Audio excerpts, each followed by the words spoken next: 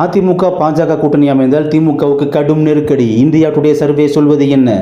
லோக்சபா தேர்தல் தற்போது நடைபெற்றால் முடிவுகள் எப்படி இருக்கும் என்பது தொடர்பாக இந்தியா டுடே ஓட்டர்ஸ் இணைந்து நடத்திய கருத்து கணிப்பு முடிவுகளை வெளியிட்டிருந்தன.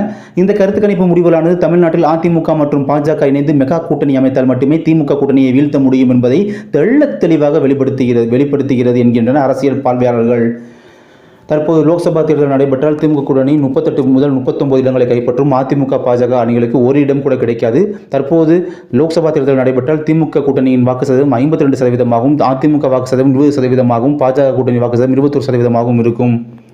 2024 தேர்தலை ஒப்பிடுகையில் திமுக கூட்டணியின் சதவீதம் 4% அதிகரிக்கும், அதிமுக கூட்டணியின் வாக்கு சதவீதம் 3% குறையும், பாஜக கூட்டணியின் வாக்கு சதவீதம் 3% அதிகரிக்கும். கணிப்பின் தாக்கம் என்ன பார்த்தோம்னா, தமிழ்நாட்டில் திமுக தலைமையிலான கூட்டணியே வலிமையாக இருக்கிறது. இதனால் அந்த கூட்டணியின் வாக்கு சதவீதம் அதிகரித்துக் கொண்டுதான் இருக்கிறது என்கிறது இந்த கருத்து கணிப்பு. அதே நேரத்தில் பிரதான எதிர்க்கட்சியான அதிமுகவின் வாக்கு சதவீதம் குறைந்து அந்த வாக்குகள் அப்படியே பாஜகவின் வாக்கு சதவீதமாக மாறுகிறது என்பதையும் சுட்டிக்காட்டுகிறது.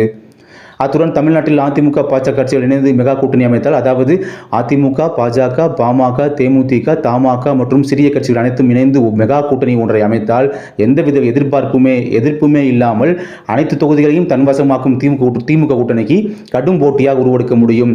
தற்போதைய கணக்குகளின்படியே பார்த்தாலும் அதிமுக பாஜக கூட்டணி அமைந்தால் சுமார் 41% வாக்குகள் கிடைக்கும். அப்படி ஒரு மெகா கூட்டணி அமைந்தால் திமுக கூட்டணி 51% வாக்குகளில் சரிவும் ஏற்படும். இது தேர்தல் களத்தில் கடுமையான போட்டியை உருவாக்கும். அதிமுக பாஜக அணிக்கு கணிசமான இடங்களையும் கொடுக்கவும் சாத்தியம் இருக்கிறது என்கின்றனர் அரசியல் பார்வையாளர்கள்.